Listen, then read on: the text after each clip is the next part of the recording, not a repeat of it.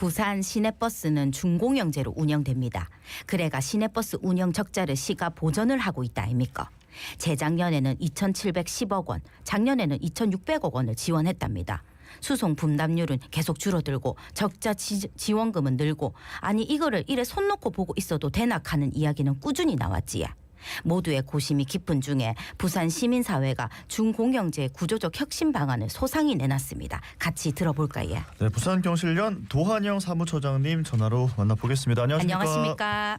네, 안녕하십니까. 반갑습니다. 예, 반갑습니다. 사무처장님 예. 오늘 본격적으로 이야기를 나누기에 앞서서 이제 부산 시내버스 준공영제가 처음에 어떤 이유로 도입됐는지 이거부터 좀 짚어봐야 될 것 같습니다.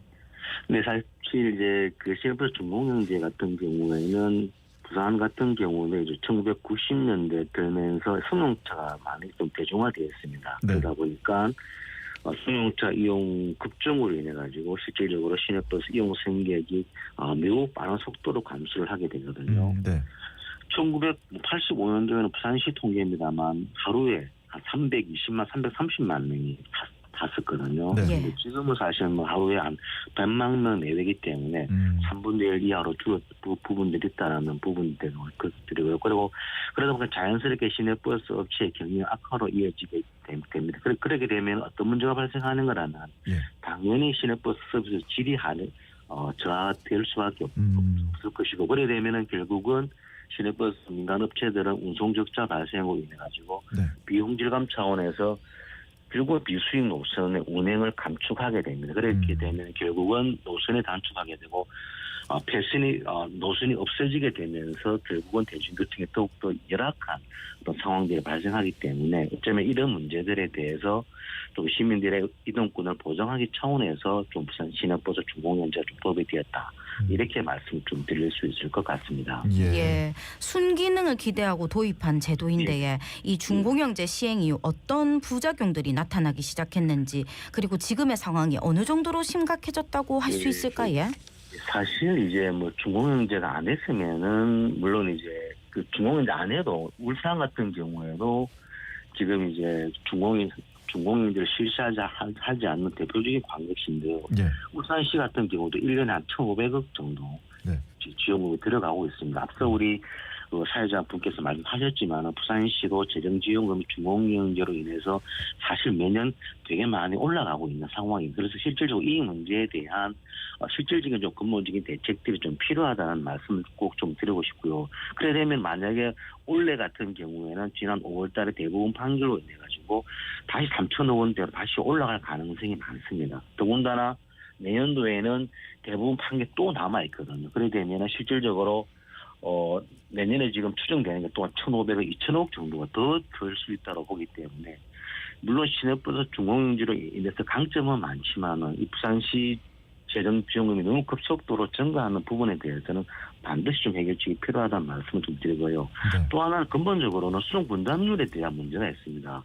실질적으로 지금 20%가 채 안 되거든요. 그러다 보니까 만약에 많은 시민들이 시내버스를 이용하게 되면 자연스럽게 운송 수익금이 또 늘어나기 때문에 그래 되면은 부산시의 지원금도 줄어들 수 있기 때문에 어쩌면 이 문제에 대한 근본적인 해결들을 좀 가져간다라면은 부산시 지원금 문제도 일정 정도 해결될 수 있겠다는 말씀을 좀 드릴 수 있을 것 같고요.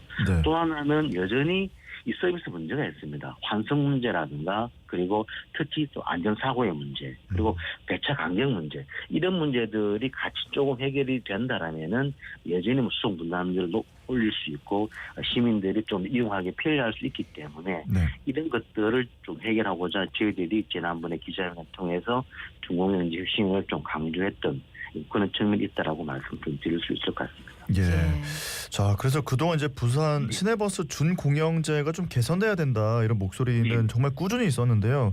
그럼에도 불구하고 개선이 참 쉽지가 않습니다. 이렇게 제대로 이뤄지기 어려운 이유를 좀 짚어주시죠.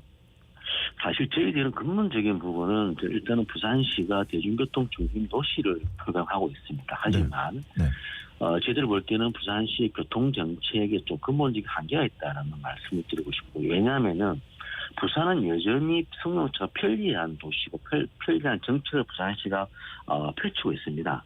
예를 들면 차가 막힌다고 해서 도로를 많이 만든다든지 아니면 터널을 뚫는다든지 이렇게 하다 보니까 결국은 부산은 여전히 승용차가 이용하기 좋은 도시로 되어버리니까는 많은 시민들이 지하철이나 시내버스에 대한 이런 부분들을 좀 이용률이 떨어지고 있는 상황이. 그래서 실질적으로 저희들은 항상 강조하는 게 부산시가 교통 정책에 있어서 맞지 않은 엇박자 정책을 펼치고 있다는 말씀을 좀 드리고 싶고, 반드시 이 문제가 제가 볼 때는 기후위기 시 탄소 중립 사회를 위해서라도 제가 볼 때는 부산시는 승용차 중심이 아니라 대중교통 중심 정책으로 강력하게 펼칠 필요는 있겠다는 말씀을 좀 드리고 싶고, 또 하나는 이 지원금에 대한 구조적인 문제가 있습니다. 실질적으로 주 52시간이 되면서 자연스럽게 인근 승무원들이 자연스럽게 늘어날 수밖에 없는 구조가 있어요. 지금 버스 한 대당 승무원이 2.7명이거든요. 네. 그러다 보니까는 실질적으로 이 시내버스 중공영제가 지금 표준 운송 원가로 지금 운영이 되고 있는데,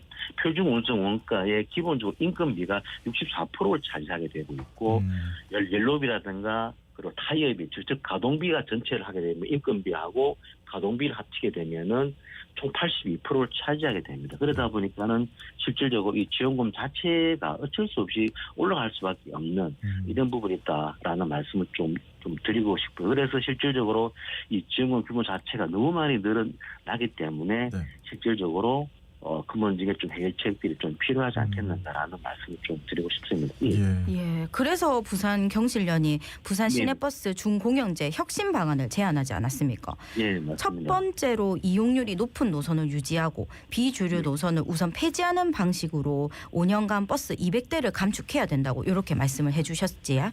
예, 맞습니다. 사실 이제 저희들도 사실 이게 결국은 시내버스 감찰하게 되면 시민 불편이 있지 않겠는가라고 꼭 예상을 하면서도 저희들이 이렇게 얘기할 수밖에 없었던 것은, 앞서 말씀하신 대로 지금 여러 가지 구조적으로 이 지원금 자체 규모가 너무 속도로 많이 늘어나기 때문에 어쩔 수 없는 상황에 대한 말씀을 좀 드리고 싶고요. 그렇다면 감차는 정말 감차하는 방법을 좀 잘 선택할 필요가 있겠다.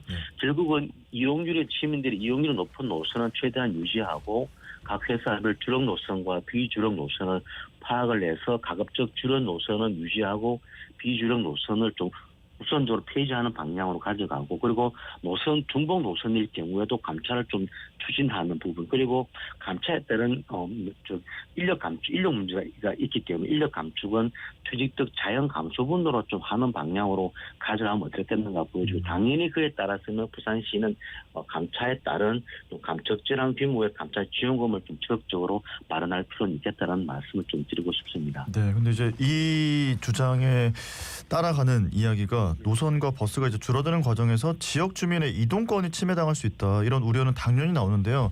주민 이동권을 보장하기 위한 대안이 있을까요? 실질적으로 이제 제가 버스 업계 여러 분들 만나본 건 아닌데, 네. 얘기를 좀 나눠봤을 때 그런 말씀들 하고, 부산시도 마찬가지입니다만, 네. 부산의 지형적 특성상 큰 시내버스가 꼭 다 필요하지 않을 수 있겠다. 그렇다면은 네. 시내버스 운영의 효율성과 그리고 비용의 효율성을 높이기 위해서 어쩌면은 좀 작은 규모의 버스를 이용할, 결국은 DRT가 지금 부산에서도 좀 성공적으로 좀 안착되고 있는 과정이 있기 때문에, 즉 수요응답형 버스를 적절하게 꼭 필요한 노선들에 대해서는 마을버스라든가 택시 등을 이용을 한 DRT 같은 수요응답형 교통 시스템으로 만들어서 시민들의 불편을 최소화하는 방법들을 반드시 좀 같이 병행하고 같이 준비해 들어 가야만 되겠다는 말씀을 좀 드리고 싶고, 오히려 감차가 됨으로써 노선이 들지만 또 한편으로는 감차를 통해서 그 노선이 길이가 줄어드는 부분이 있기 때문에, 어쩌면 노선 개편과 좀 연계를 한다라면 배차 간격이 늘어나는 부분들도 좀 방지할 수 있겠다라는 말씀을 좀, 그래서 결국은 노선 개편과 DRT 등에 대한 투입들을 적극적으로 부산시가 같이 좀 진행할 필요는 있겠다는 말씀을 드리고 싶습니다. 예. 그리고 중공영제 혁신 방안 제안한 내용 중에 시내버스 업체의 통폐합이 필요하고 시내버스 요금 현실화 필요성에 대해서도 이렇게 말씀해 주셨는데, 이 부분도 짚어주실까요? 사실 이제 부산이 대단히 많이 팽창을 하지 않았어요. 외곽으로. 그러다 보니까 당연히 차고지도 외곽에 많고 시내버스 노선이 길어지는 부분들이 있는데 그렇다면은 어쩌면은 좀 이렇게 차고지 중심으로 버스 업체들 간의 통폐합을 이뤄간다라면은 실질적으로 이 감차에 대한 효과도 발생할 수도 있을 것이고 그리고 이제 그 시내버스 운영의 효율성도 높일 수 있고 그리고 또 한편으로는 운영비도 저감할 수 있기 때문에 적극적으로 중장기적으로 부산시가 이 버스 업체 간 통폐합을 좀 가져가면 어떻게나 생각이 좀 들거든요. 결국은 차고지 중심으로 좀 버스 업체 간 통폐합 그리고 노선을 중부 노선일 경우에도 좀 이렇게 그 시내버스 업체 간에 그 통폐합을 좀 가져갈 필요는 있겠다는 말씀을 좀 드릴 수 있을 것 같고요. 또 하나는 좀 민감한 얘기일 수도 있겠습니다만 예. 교통요금에 대한 현실화 부분인데요. 실질적으로 지금 버스 한 대가 이제 들어가는 운행에 들어가는 비용이 한 2,500원 좀 넘거든. 하지만 지금 요금은 2,550원이기 때문에 예. 실제로 요 갭이 좀 차이가 많기 때문에 어쩌면은 적절한 방법들에 좀 현실성이 있는 요금 조정들이 좀 적절한 한 4년 단위, 5년 단위로 물가 상승을 고려해서 좀 한번 우리가 같이 고민해봐야 되지 않겠는가라는 말씀을 좀 추가적으로 드리고 싶습니다. 예. 자, 시간 관계상 마지막 질문 드려야 될 것 같습니다. 이제 기존의 환승 시스템 또 버스 정류장 환경 개선하는 것 이런 노력도 필요할 것 같은데 여기에 대해서 어떤 말씀을 남겨주실까요? 사실 이제 결국은 저는 그 시내버스 준공제가 시행되면서 반드시 시내버스에 대한 시민 중심의 서비스는 반드시 중요하다. 그렇다면 특히 도시철도와 시내버스 간의 환승 시스템이라든지 아니면 대기 시간을 줄여내고 안정성을 이렇게 강화하는 스마트 쉘터를 확대한다라든지 그리고 실시간 운행 정보 제공을 통해서 교통정보 시스템을 개선한다라든지 그리고 특히 지역 운행 방지 등을 좀 반드시 좀 진행할 필요가 있겠다. 오히려 이런 부분들이 좀 개선됨으로써 노선이 좀 개편되고 감차에 따른 일정 정도 시민 불편함들을 최소화할 수 있겠다. 결국은 이러한 혁신들이 그런 조금 불편한 부분들을 좀 이렇게 해소할 수 있는 그런 방법도 될 수 있기 때문에 적극적으로 부산시가 이러한 정책들을 좀 적극적으로 펼칠 필요는 있겠다라는 말씀을 드리고 싶습니다. 예, 알겠습니다. 오늘 말씀은 여기까지 듣고 보내드리겠습니다. 고맙습니다. 네, 감사합니다. 네, 지금까지 부산경실련 도한영 사무처장님과 이야기 나눴습니다. 자, 금요일 아침 자갈찾음에 함께하고 계시고요. 저희는